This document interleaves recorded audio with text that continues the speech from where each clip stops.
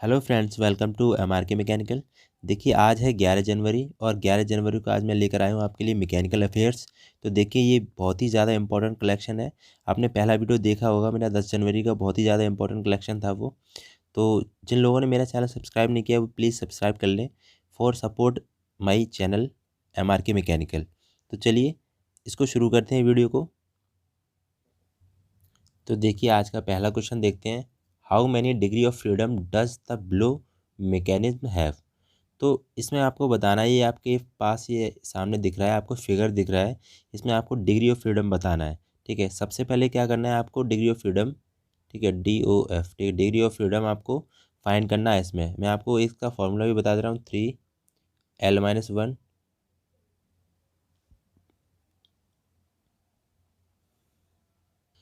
तो देखिए, सबसे पहले आप खुद से सॉल्व करिए सवाल को कि कैसे करेंगे। देखिए, डिग्री ऑफ फ्रीडम का जो फॉर्मूला होता है मैं आपको बताऊँ, 3L-1 - 2J - H। ठीक है, तो L होता है यहाँ पे लिंक, और J होता है नंबर ऑफ जॉइंट, और H होता है हायर पेयर।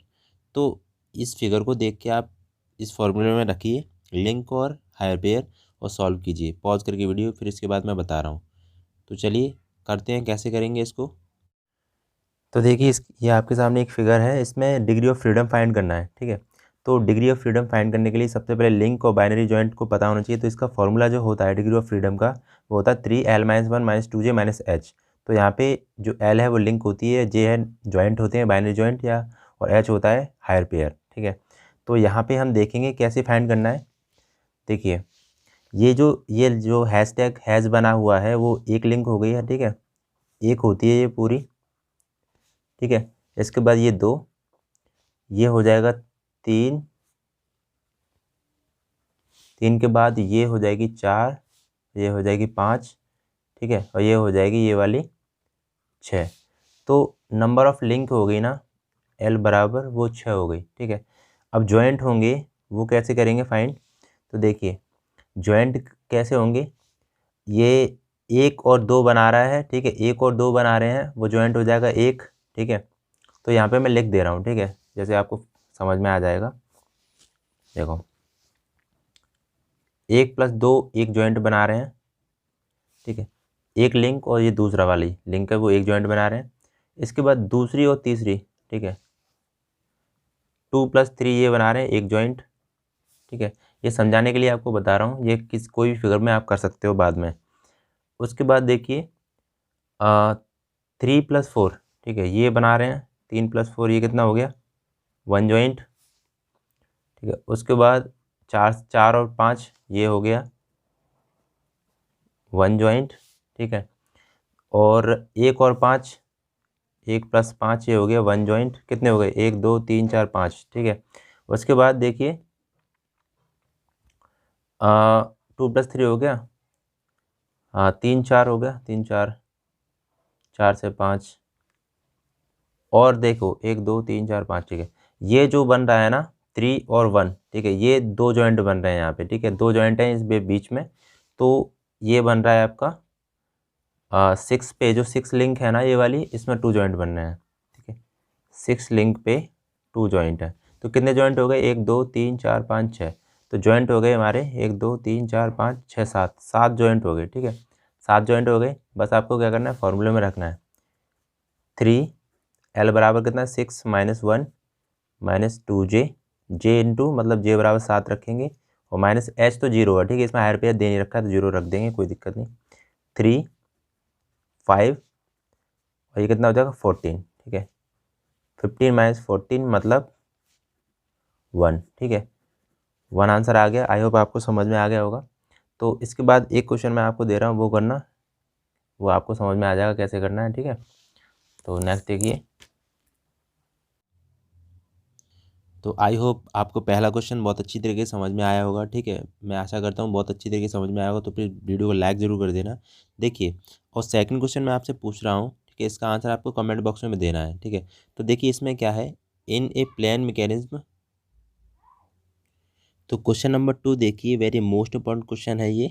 देखिए, मैंने आपको पहला क्वेश्चन बताया, तो इसके अनुसार ही ये सेकंड क्वेश्चन होगा। तो सेकंड क्वेश्चन का आंसर आपको कमेंट बॉक्स में बताना है। ठीक है, यहाँ पे आपको नंबर ऑफ एल दे रखा है, यहाँ पे लिंक दे रखा है आपको 4, ठीक है, और जॉइंट दे रखा है वो भी आपको 4 दे रखा है, ठीक है। क्वेश्चन पढ़ लेना और उसका आंसर कमेंट बॉक्स में देना प्लीज़, ठीक है। क्वेश्चन नंबर 2 डालकर उसके बाद आंसर बताना इसका ध्यान से, ठीक है। चलिए नेक्स्ट क्वेश्चन देखते हैं अब। देखिए क्वेश्चन नंबर 3, देखिए very very most important question है। UPRVNL JEE 2015 में पूछा गया क्वेश्चन है, ठीक है। तो देखिए क्वेश्चन पढ़िए इसको। A sand casting mould assembly is shown in the given figure, the element marked A and B are. एक रेत कास्टिंग मोल्ड संयोजन ए भाग बी द्वारा दर्शाया गया है, तो ए और बी चिन्हित घटक इसमें से क्या है, ठीक है। तो ए और बी आपको बताना है, ए और बी क्या होंगे, तो आंसर इसका बताइए। स्प्रू एंड राइजर, या गेट एंड राइजर, या ड्रैग एंड राइजर, या राइजर एंड रनर।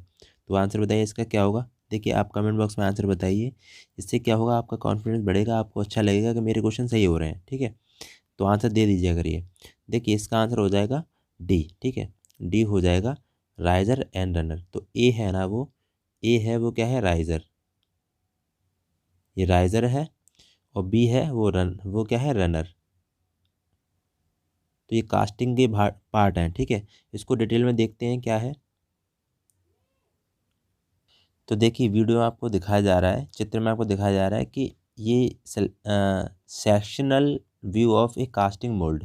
तो यहाँ पे कास्टिंग मोल्ड का आपको सेक्शनल व्यू दिखाया जा रहा है। देखिए बहुत ही इंपॉर्टेंट है। सबसे पहले हम कोप एंड ड्रैग देखेंगे क्या होता है। सबसे पहले नीचे है वो ड्रैग है, ठीक है, ड्रैग दिखाई दे रहा है। नीचे वाला पार्ट होता है वो ड्रैग होता है, ऊपर वाला पार्ट होता है वो कोप होता है। तो देखिए एक क्वेश्चन भी आता है कि जो कास्टिंग मोल्ड होता है उसमें सबसे नीचे वाला पार्ट, ऊपर वाला पार्ट क्या होता है। तो अपर पार्ट को बोलते हैं कोप, और बॉटम पार्ट को बोलते हैं ड्रैग, ठीक है। ये क्वेश्चन सबसे पहले आता है। उसके बाद मैंने आपको अभी जस्ट बताया था कि ये वाला जो पार्ट है ना, ठीक है, यहाँ से क्या है, मोल्टन मेटल होता है, देखो पिघला धातु, इसके अंदर ऐसे जाता है और ऐसे होते हुए ये मोल्ड में, फिर उसके बाद रनर से बाहर आता है, ठीक है। ये तरीका का प्रोसेस होता है। बाकी और भी सारे मैथ चीज़ें हैं, कोर है, ठीक है। तो कोर क्या होता है भाई, तो कोर बेसिकली कुछ नहीं होता है, कोर बस कास्टिंग को हॉलो बनाने के लिए यूज़ करते हैं कोर का, ठीक है। बाकी देखिए यहाँ से ये स्प्रू हो गया, ये स्प्रू है, ठीक है, स्प्रू है ये।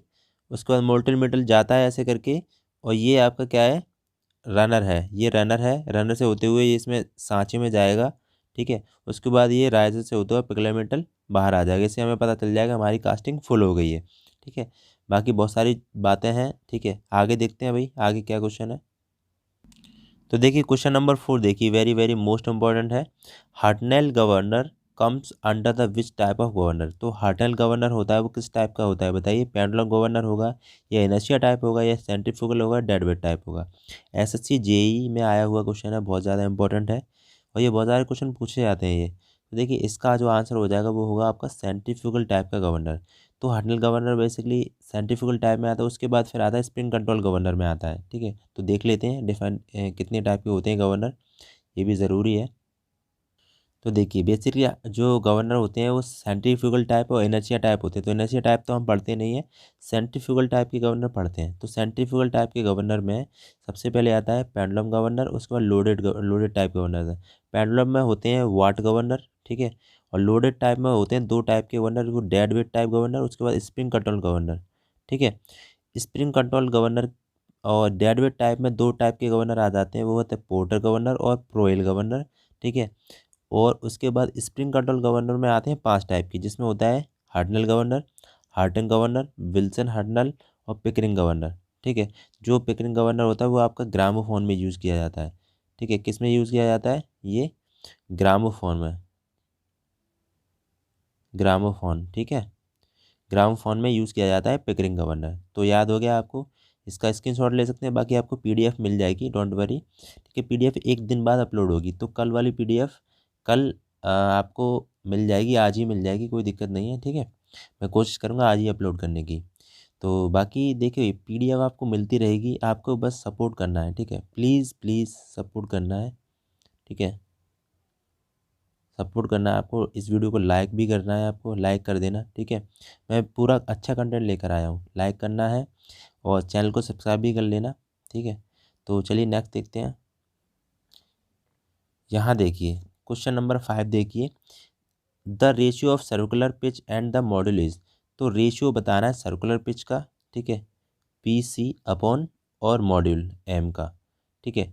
तो रेशियो ऑफ सर्कुलर पिच और एम का रेशियो क्या होगा, देखिए इंपॉर्टेंट है, यूपी आरबीएनएल जेई में पूछा गया है, एमपी इंजीनियरिंग जेई में और एसएससी जेई 2014 में पूछा गया क्वेश्चन है। तो देखिए इसका आंसर हो जाएगा भाई किस क्या होगा, पाई, ठीक है, पाई आंसर हो जाएगा। देखिए कैसे आया ये, तो इसको मैं बता देता हूँ। सबसे पहले कुछ इंपॉर्टेंट टर्म्स देखते हैं। देखिए क्या है, सर्कुलर पिच क्या होती है, पाई डी अपॉन टी होती है, ठीक है। डायमीटर डी होता है और टी होता है आपका टीथ, तो टी होता है टीथ, ठीक है। जो गियर के टीथ होते हैं वो टी होता है। डायमीटर पिच होती है पी डी, वो होती है टी अपॉन डी, ठीक है, टी अपॉन डी होती है। उसके बाद देखिए मॉड्यूल जो होता है, मॉड्यूल वो होता है डी अपॉन टी, और ये होता है 1 अपॉन डायमीटर पिच के अपोजिट भी होता है।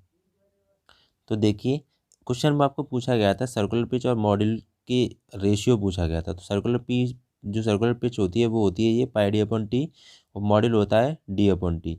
तो मैंने दोनों का रेशियो कर दिया, तो टी से टी कैंसिल आउट हो जाएगा, डी से डी कैंसिल आउट हो जाएगा, तो पाई बचेगा, ठीक है।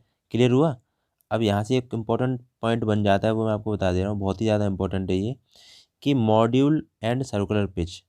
तो मॉड्यूल होता है एम, ठीक है, डी अपॉन टी, ये लिखा हुआ डी अपॉन टी, और आपका सर्कुलर पिच होती है टी अपॉन डी।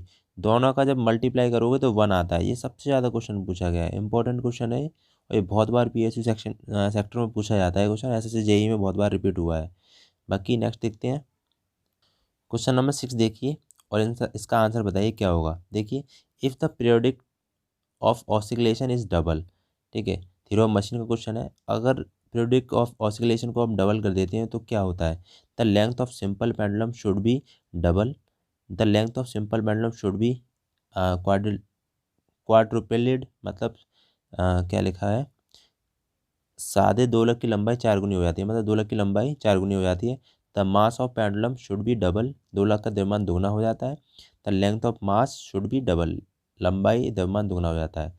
तो देखिए इसका आंसर क्या होगा बताइए, इसका आंसर हो जाएगा आपका बी, ठीक है। इसका आंसर क्या हो जाएगा, बी आंसर हो जाएगा, the length of simple pendulum should be double, ठीक है, वो 4 गुनी हो जाएगी, ठीक है। क्वाड्रुपल लिखा हुआ है, सादे दोलक की लंबाई 4 गुनी हो जाती है, ठीक है, 4 गुनी इसकी हो जाती है। अब देखो कैसे करेंगे इसको, देखिए समझ लीजिए। पहले हमने क्या पढ़ा था, टी बराबर 2 पाई अंडर रूट में एल अपन जी, ठीक है। ये सिंपल पेंडुलम का जो फॉर्मूला होता है आवर्तकाल का, ठीक है, टाइम पीरियड का फॉर्मूला होता है, आपको सबको पता है, टी बराबर 2 पाई अंडर रूट में एल अपन जी। तो मैंने क्या किया, इसको लिख लिया, ठीक है। सबसे पहले लिखिए टी बराबर 2 पाई अंडर रूट में एल अपन जी, इसको इक्वेशन 1 बना लिया। टी ऑसिलेशन टाइम है और एल लेंथ है, ठीक है। अब इसको क्या किया, टी को है ना उसको दुगना किया जा रहा है, 2 टाइम्स किया जा रहा है। तो मैंने क्या किया, इसको 2 टाइम्स कर दिया, मतलब 2 का मल्टीप्लाई कर दिया, ठीक है, 2 टाइम्स हो गया। तो ये दूसरा इक्वेशन बन गया, clear. 2t is equal to 2 pi under root में L1 अपन जी, तो यहाँ पे मैंने L1 मान रखा है, ठीक है, सेकंड कंडीशन में। अब देखिए, अब यहाँ पे क्या करेंगे भाई, यहाँ पे देखिए इक्वेशन 2 है, ये इक्वेशन 2 है, पहली इक्वेशन ये वाली है सिंपल वाली, ठीक है। तो मैंने क्या किया, इक्वेशन 2 में इक्वेशन 1 से डिवाइड कर दिया। तो देखिए डिवाइड करोगे आप तो 2t ये आ जाएगा यहाँ पे, और अपॉन टी आ जाएगा 2 पाई अंडर रूट में L1 अपॉन जी, और 2 पाई अंडर रूट में L अपॉन जी आएगा, ठीक है। इससे ये कैंसिल आउट हो जाएगा, टी से टी कैंसिल आउट, और जी से जी इसको स्क्वायर को अगर तुम इधर करोगे तो ये आ जाएगा स्क्वायर में, रूट को इधर करोगे तो ये बन जाएगा 4, बाकी जी से जी कैंसिल आउट, तो ये बचेगा यहाँ से L4 इजकल टू L1, तो L1 बराबर निकल आएगा 4L, ठीक है। तो जैसे अगर टी को अगर 2 टाइम्स करते हो तो जो लंबाई है ना, जो इफेक्टिव लेंथ होगी, लंबाई होगी, वो 4 टाइम्स हो जाएगी, ठीक है, 4 टाइम्स हो जाएगी, इस तरीके से निकला हुआ है, क्लियर। चलिए नेक्स्ट देखते हैं, बाकी वीडियो को स्किप मत करना, आगे देखना, बहुत ही ज़्यादा इंपॉर्टेंट कलेक्शन है। आप वीडियो को लाइक नहीं करते हो, बस थोड़ा लाइक कर दिया करो, ऐसे नोट्स मैं बता रहा हूँ आपको कहीं नहीं मिलेंगे। पूरे यूट्यूब पे देख लेना, मैं बहुत मेहनत करके आपके लिए वीडियो बनाता हूँ। कम से कम 4 से 5 घंटे आपको देता हूँ मैं इनको टाइप करने के लिए, इनको सेट करने के लिए। उसकी पीडीएफ भी आपको टेलीग्राम पे देता हूँ, ठीक है। फिर भी आप लाइक नहीं करते हो, पता नहीं कैसे स्टूडेंट हो तुम, समझ में नहीं आता है। हाँ, चलिए देखिए, द एंगल ऑफ एक्समे थ्रेड, ये इसरो में पूछा गया है और डीएमआरसी जेई में, दिल्ली मेट्रो में। देखिए, एंगल ऑफ एक्समे थ्रेड, तो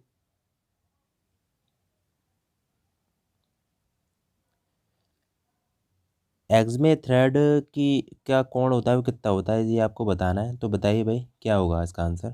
तो देखिए इसका आंसर हो जाएगा 29, ठीक है, सी हो जाएगा 29 डिग्री। तो देखिए एक्समे थ्रेड आपको दिख रही होगी ये फिगर में, देखो ये है एक्समे थ्रेड का फिगर, ठीक है। तो आगे देखते हैं नेक्स्ट। बाकी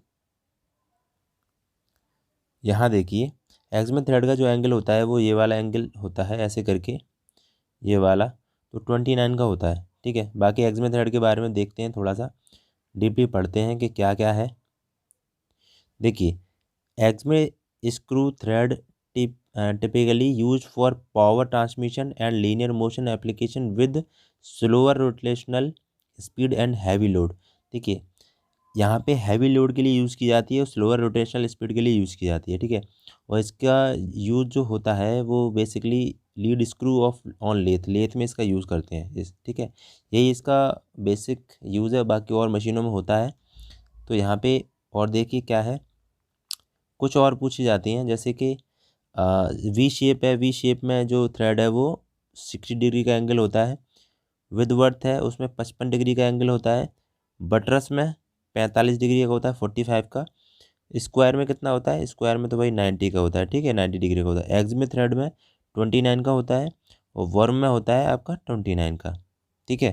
ये सारी जो भी थ्रेड है वो यहाँ पे मैंने आपको दिखा दी है। देखिए ऐसा कंटेंट रियली बता रहा हूँ, कोई नहीं करवा रहा है। आप पूरा यूट्यूब देख लेना अच्छी तरीके से, क्वालिटी कोई नहीं दे रहा होगा इस तरीके की, ठीक है। मुझ पर कोशिश हो सकेगी मैं करूँगा, मेरे पास बोर्ड की व्यवस्था नहीं है, मैं आपको बता दे रहा हूँ। तो मैं जैसे कर रहा हूँ वैसे कर ही रहा हूँ, ठीक है, आपको पढ़ाने के लिए। तो प्लीज़ ज़्यादा से ज़्यादा शेयर कर देना किसी दोस्त के साथ, ठीक है। ये सारा कंटेंट है, आपको जो चैनल हैं बड़े बड़े वो क्या करते हैं, आपको ये पेमेंट मेथड से देंगे, मैं आपको बता रहा हूँ। पेमेंट मेथड से देंगे, आप पेमेंट से खरीदोगे इनको 500 रुपये में। लेकिन मैं आपको फ्री में प्रोवाइड कर रहा हूँ, तो आपको बस चैनल को सब्सक्राइब नहीं करना है, ना वीडियो को लाइक करना है। कितनी बार कहता हूँ, आपको समझ में ही नहीं आती है। तो क्वेश्चन नंबर 8 देखिए, वेरी मोस्ट इंपॉर्टेंट क्वेश्चन है। Steel which destroy burning is called, तो जलने पर नष्ट होने वाली स्टील क्या कहलाती है, बताइए इसका आंसर क्या होगा। एसएससी जेई 2027 में पूछा गया है। तो स्टील जो डिस्ट्रॉय हो जाती है जलने पर वो क्या होती है भाई, किल्ड स्टील, ठीक है। क्या होती है, किल्ड स्टील होती है, ठीक है। डी आंसर हो जाएगा किल्ड स्टील। इसको समझते हैं। तो यहाँ देखिए कुछ इंपॉर्टेंट बात लिखी है, वो थोड़ा सा देख लेते हैं और पढ़ लेते हैं, ठीक है। इससे क्वेश्चन बन जाते हैं। तो देखिए deoxidise steel also known killed steel, ठीक है। तो डीऑक्सीडाइज स्टील होती है उसको ही हम किल्ड स्टील बोलते हैं। पहली बात तो क्लियर, ये क्वेश्चन बन गया है। स्टील दैट हैज़ सम और ऑल ऑफ ऑक्सीजन रिमूव्ड, ठीक है, ऑक्सीजन को रिमूव किया जाता है, ठीक है, from the melt during the steel making process. Liquid steel contain dissolve oxygen after their conversion from molten iron, but the solubility of oxygen in steel decrease with cooling, ठीक है। तो इस स्टील में क्या किया जाता है भाई, आपका ऑक्सीजन को डिजॉल्व किया जाता है, रिमूव ऑक्सीजन, ठीक है, इंपॉर्टेंट है। तो देखिए इंपॉर्टेंट याद रखना, नोट पॉइंट में, remove the dissolve oxygen, silicon is added, ठीक है। सिलिकॉन इज एडेड, ये बहुत बार क्वेश्चन पूछा गया है, ठीक है, बहुत बार क्वेश्चन आया है, सिलिकॉन एडेड, तो सिलिकॉन को ऐड किया जाता है। तो देखिए ऑक्सीजन को रिमूव रिमूव इसलिए किया जाता है क्योंकि अब स्टील बनेगी तो वहाँ पे बबल्स फॉर्मेशन होते हैं इसके अंदर, तो ऊपर आ जाते हैं वो, ठीक है, स्टील ख़राब हो जाती है। बेसिक इतना ही अभी मैं आपको बता दे रहा हूँ, डीपली मैं जब पढ़ाऊँगा तब मैं आपको बता दूंगा, ठीक है, एक एक पॉइंट पर डीपली पढ़ाऊँगा, ठीक है, डोंट वरी। तो यहाँ पे क्वेश्चन इतना लिखा हुआ है उतना ही आपको तैयार करना है, ठीक है। चलिए नेक्स्ट देखिए। देखिए मैं इसलिए नहीं बता रहा हूँ यहाँ पे, यहाँ बताना इसलिए ज़रूरी नहीं है कि बहुत बड़ा क्वेश्चन हो जाएगा, आप देखोगे नहीं और समझोगे नहीं, ठीक है, वो स्पेशली कराया जाएगा अलग से। देखिए आगे। तो देखिए क्वेश्चन नंबर 9 देखिए भाई, क्वेश्चन नंबर 9 क्या कह रहा है, इन 18/8 steel which the percentage of chromium. तो 18/8 स्टील है, उसकी जो परसेंटेज होती है क्रोमियम की, ठीक है, क्रोमियम की जो परसेंटेज है वो भाई क्या होगी बताइए, इसका आंसर क्या होगा। तो देखिए इसका आंसर होगा ए, 18, ठीक है, 18 हो जाएगा। तो यहाँ देख लेते हैं भाई कि स्टील कौन कौन सी हैं और क्या क्या है, आपको देखना है। तो देखिए यहाँ पे देखिए, ध्यान से देखना है, ठीक है, थोड़ा समझो, ये इंपॉर्टेंट कंटेंट है, मैंने लिखा है आपके लिए अच्छी तरीके से, ठीक है, ऐसे कोई चीज़ आपको नहीं देगा। देखिए a steel with 0.8% carbon is called eutectoid steel, ठीक है, ये एक पॉइंट बन गया आपके लिए, इंपॉर्टेंट है कि जिसमें स्टील में 0.8% कार्बन होता है वो बोलते हैं उसको यूटेक्टोड स्टील, ठीक है। A steel with carbon below 0.8% is called hypo eutectoid steel, ठीक है, 0.8% से कम कार्बन है तो हाइपो यूटेक्टोड स्टील बोलेंगे, और 0.8% कार्बन है तो उसको बोलेंगे यूटेक्टोड स्टील, ठीक है। यहाँ पे एक और पॉइंट बन जाता है, वो देखिए 2% से कम कार्बन है तो स्टील बनेगी, ठीक है, 2% कम कार्बन स्टील बनेगी, और 2% से ज़्यादा कार्बन है तो आयरन बनेगा, जिसमें कास्ट आयरन आ जाते हैं, बहुत सारे आयरन आ जाते हैं अलग अलग टाइप के। तो ये चीज़ ध्यान रखना है आपको, ठीक है। नेक्स्ट देखते हैं, यहाँ देखिए जो 18 स्टील थी उसके बारे में देखते हैं। देखिए स्टील कंटेनिंग 11% से लेके 14% तक, 11 to 14% chromium and 0.12 to 0.35 carbon is called martensitic stainless steel. तो याद रखना 11 से 14% क्रोमियम होता है और 0.12 से लेकर 0.35 तक होता है, उसको बोलते हैं मार्टेनस्टिक स्टेनलेस स्टील, ठीक है। एक बात, एक चीज़ क्लियर होगी, ये क्वेश्चन बन गया, बहुत इंपॉर्टेंट है। दूसरा देखिए फेरेटिक स्टेनलेस स्टील, ठीक है, फेरेटिक स्टेनलेस स्टील होता है, उसमें 18% क्रोमियम होता है और 0.12% कार्बन होता है, ठीक है।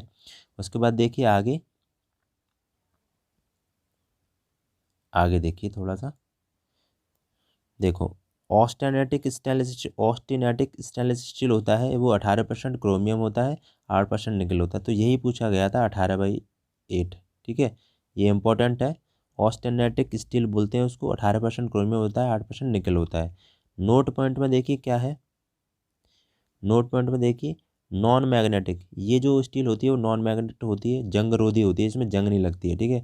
इसको आल्सो कॉल्ड बोलते हैं 18/8 स्टील, ठीक है, 18/8 स्टील बोलते हैं। तो इसको क्या कर सकते हैं, ईजी टू कंप्रेस, इसको दबा सकते हैं और रोल्ड कर सकते हैं, ठीक है। यूज़ फॉर डॉक्टर के जो टूल्स होते हैं उसको उसके लिए यूज़ किया जाता है। नाइफ है, चाकू, बियरिंग, कैंची और स्पिंडल जो होते हैं वो इससे बनाए जाते हैं, ठीक है। चलिए नेक्स्ट देखते हैं। देखिए ये क्वेश्चन है क्वेश्चन नंबर 10, क्वेश्चन नंबर 10 देखिए, mild steel belong which the category. तो माइल्ड स्टील होती है वो किस कैटेगरी की होती है बताइए, माइल्ड स्टील किस, क्या बोलते हैं माइल्ड स्टील को भी क्या बोलते हैं बताइए। तो इसका आंसर आप बता सकते हैं, कौन सा आंसर होगा इसका। माइल्ड स्टील जो होती है वो लो कार्बन स्टील बोलते हैं, ठीक है, लो कार्बन स्टील बोलते हैं। बाकी स्टील के बारे में देख लेते हैं क्या क्या है। देखिए वीडियो को भाई लाइक कर देना, ठीक है, प्लीज़ लाइक कर देना, ठीक है।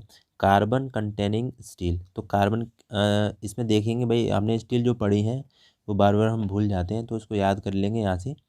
देखो तो सबसे पहले यहाँ देखेंगे डेड माइल्ड स्टील होती है, उसमें 0.15% तक कार्बन होता है, ठीक है, 0.15% तक कार्बन होता है। नेक्स्ट देखते हैं, यहाँ देखिए, यहाँ दूसरा है लो कार्बन स्टील, जिसको हम माइल्ड स्टील बोलते हैं, इसमें कार्बन की परसेंट होती है 0.15 से लेकर 0.30 डिग्री कार्बन, 30% कार्बन होती है, ठीक है। उसके बाद देखते हैं भाई आगे मीडियम कार्बन स्टील, ठीक है, यहाँ पे 3 नंबर होना चाहिए, कोई दिक्कत नहीं है, वो आपको PDF मिलेगी उसमें, ठीक है। देखिए ये 3 नंबर है, ये 3 नंबर है, ठीक है, ये 4 है, ये लेके जाएंगे बाद में, कोई दिक्कत नहीं। तो मीडियम कार्बन स्टील होती है, उसमें 0.30% कार्बन और 0.8% कार्बन होती है, 0.30 से लेके 0.8% तक कार्बन होती है। वो हाई कार्बन स्टील होती है, उसमें होती है 0.8% से लेकर 1.5% कार्बन। तो एक बार रिपीट कर लेते हैं, देखिए सबसे पहले आता है डेड माइल्ड स्टील, उसमें होती है 0.15% कार्बन।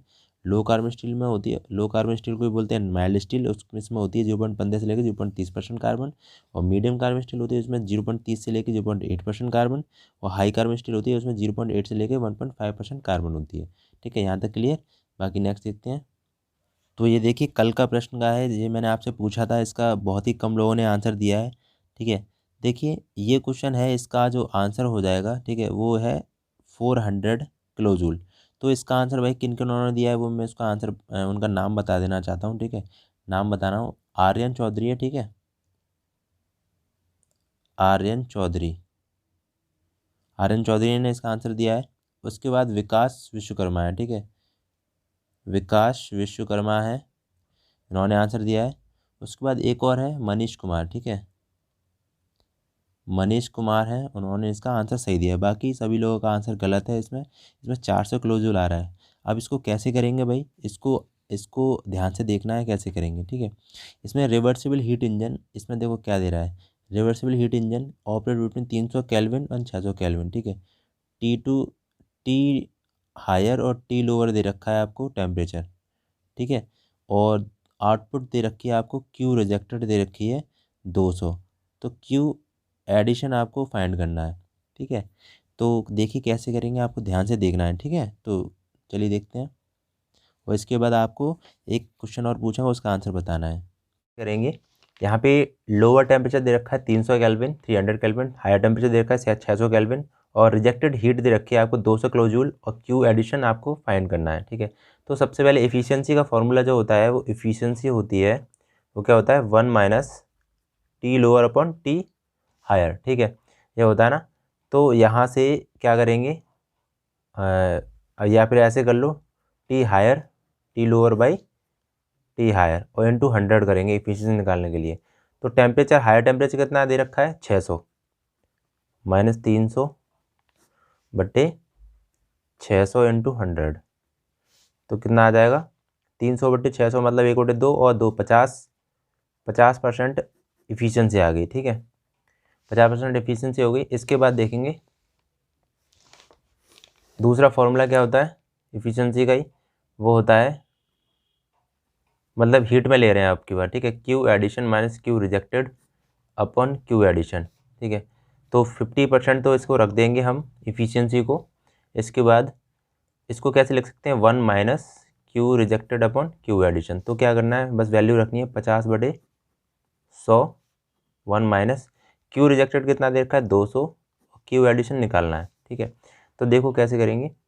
इसके बाद क्या करना है, हाँ ये कितना हो गया, देखो ऐसे लिखेंगे इसको, 200 बटे क्यू एडिशन, ये होगा 1 माइनस 50/100। ठीक है, तो 200 बटे क्यू एडिशन, ये कितना हो जाएगा, ये हो जाएगा 50/100 हो जाएगा। ठीक है, और ये हो गया 1/2। तो क्यू एडिशन निकल जाएगा, इसका गुणा करोगे इधर तो आ जाएगा 400 किलो जूल।